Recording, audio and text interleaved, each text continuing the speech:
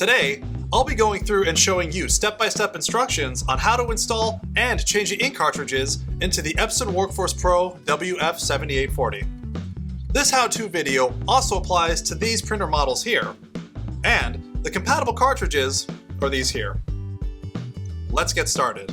Ensure that your printer is turned on. The ink cartridges can be accessed here. When it is on, you can proceed to lifting up the scanner unit until it locks into place.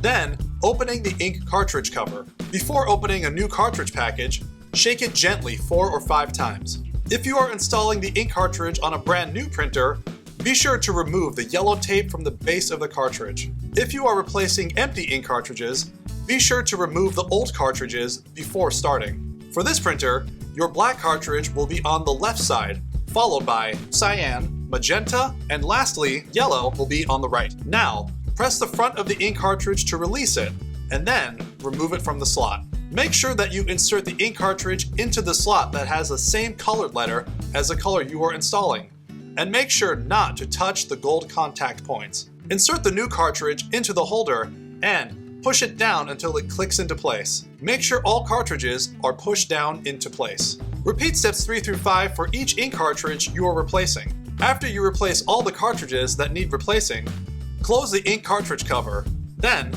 lower the scanner unit. If turned on, the printer should automatically start recognizing the cartridges being in place and process them to begin the printing process. This takes about 90 seconds. When you see a confirmation message on the screen, ink charging is finished. All done. Now you're ready to print.